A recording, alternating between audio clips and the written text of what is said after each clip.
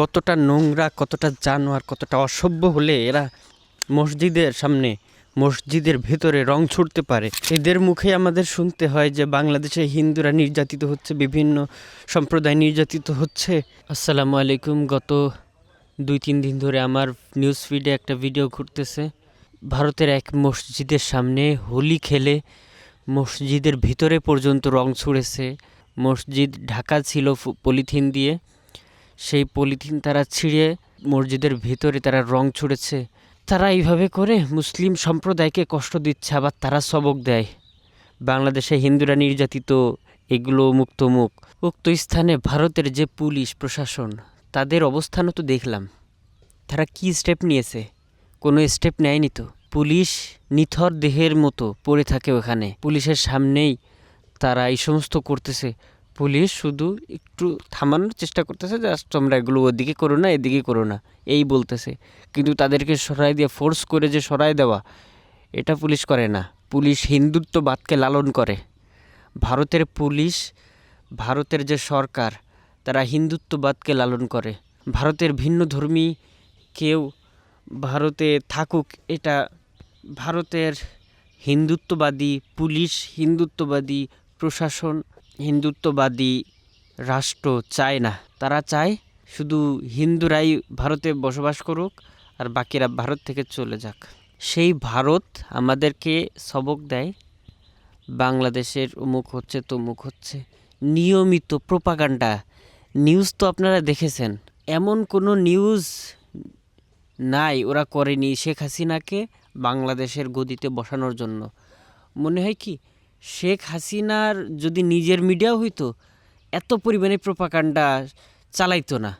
আর বাংলার কথা তো আপনারা শুনেছেনই, তাদের চ্যানেলগুলোতে কি পরিমাণে বাংলাদেশ বিদ্বেষী, ডক্টর ইউনূস, তারপরে বাংলাদেশের জামাত ইসলাম, এই সমস্ত বিরোধী পোস্ট, বিরোধী ভিডিওগুলো তারা ছাড়তেছে এবং ওই ক্লিপগুলো ভাইরাল করে ওরা।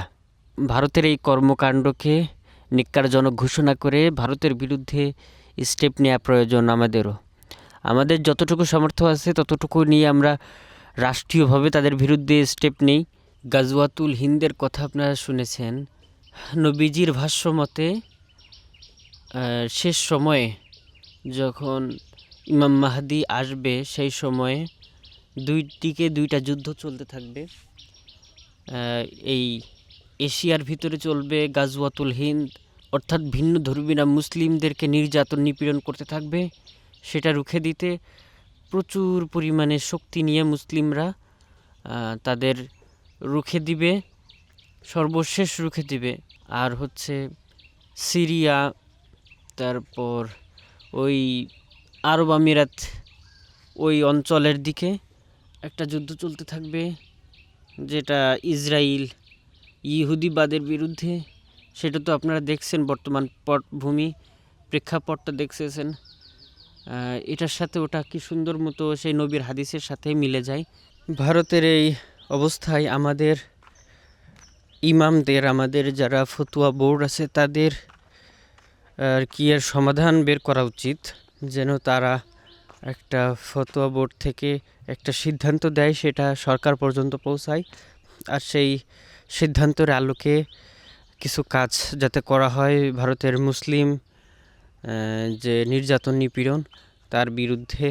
তো কি আর বলবো, সমাজের বিশৃঙ্খলা আর চতুর্দিকে বিশৃঙ্খলা, সমগ্র বিশ্বে যে পরিমাণে অন্যায় অবিচার যেভাবে চলতেছে পৃথিবীটা, সেটা আসলে আমাদের বসবাসের উপযোগী এই পৃথিবী না।